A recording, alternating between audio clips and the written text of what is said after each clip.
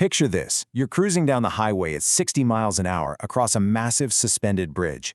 Now, would you confidently keep your foot slammed on the gas if you knew that bridge was missing a single crucial plank right in the middle? Or what if there was a sudden, massive vertical drop-off halfway across? Yeah, absolutely no way, right? Well, in calculus, that real-life bridge analogy maps perfectly to something we call the pencil test. Intuitively, if you can trace the entire path of a function's graph with your pencil without ever lifting it off the paper, that function is continuous. No missing planks, no sudden drops. But since this is mathematics, a simple pencil test isn't really enough to formally prove anything. So, by the end of this explainer, you are going to master the 3 strict rules of mathematical continuity, learn exactly how to categorize breaks in a function, and figure out how to apply the incredibly powerful Intermediate Value Theorem. Let's get into it. All right, let's kick things off with Section 1, the 3 rules of continuity. Okay, let's transition from our intuitive pencil test to the formal, step-by-step mathematical definition of continuity at a specific point.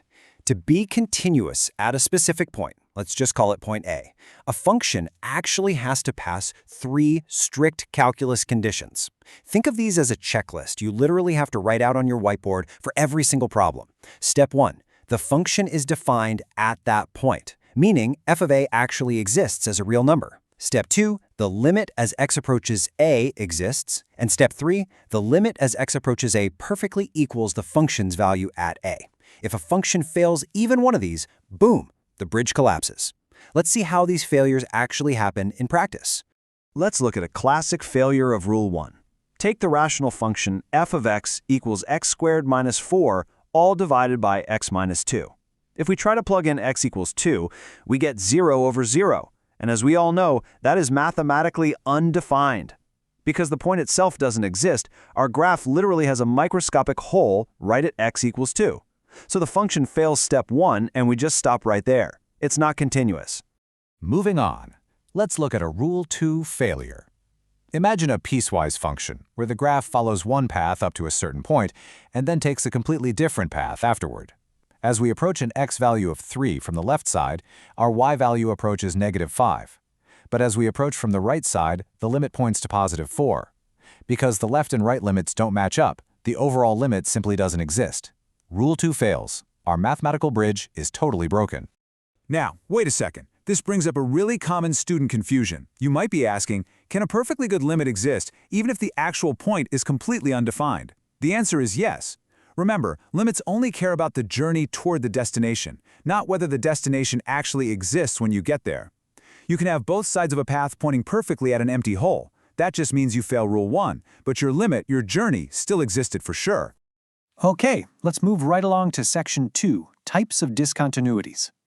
Now that we understand the rules and how they can be broken, let's categorize the 3 main ways a mathematical path can actually fracture. We can neatly organize these discontinuities into 3 main buckets. First up, we have a removable discontinuity. This is exactly what we just talked about. The limit exists, but the point itself is just a hole. You could theoretically fix or remove the break just by filling in that single dot. Second is the jump discontinuity. This happens when the left and right limits both exist as real numbers, but they're entirely different values. The graph literally jumps up or down. And third, the infinite discontinuity. This is when your function hits a vertical asymptote and just shoots off to positive or negative infinity. All right, think back to those first 2 rules again. You might be asking a very logical question right now. Why does Rule 3 even matter? Why must the limit perfectly match the function? I mean, isn't having a defined point and an existing limit enough to build a continuous bridge? Well, let's visualize why it's not. This brilliantly illustrates why Rule 3 is absolutely essential. Imagine our bridge again. The limit exists. Both sides of the road are aiming at the exact same spot in the air. The point also exists. There is a stepping stone. But that stepping stone is floating entirely above or below the path. This is what happens when f of a is defined and the limit exists, but they do not equal each other. Because the limit doesn't equal f of a, the point is totally disconnected, and you'd still fall right through the gap. They absolutely must align. So checking these 3 rules for every single function can honestly get pretty tedious. But I'm going to give you a massive cheat code straight from our calculus text. Polynomials and rational functions are always continuous at every single point in their domains. If you see a standard polynomial, you instantly know it's a smooth, unbroken curve. There's literally no need to run the three-step test manually unless you're dealing with a rational function and you hit an undefined point where the denominator is 0. Let's zoom out a bit for section 3, continuity over an interval. We spent a lot of time looking at single, isolated points. But how do we transition from isolated points to checking continuous behavior over an entire range or interval? Well, to trace a function continuously over a closed interval, let's say from point A to point B, we have to ensure a few specific things. It must be continuous at every single point inside the open interval between them. But at the hard boundaries, we only need a one-sided limit. We must be continuous from the right at the starting bracket and continuous from the left at the ending bracket. We basically just need to cleanly trace from the start to the finish line without ever lifting our pencil. And this brings us to the main event, Section 4, the Intermediate Value Theorem.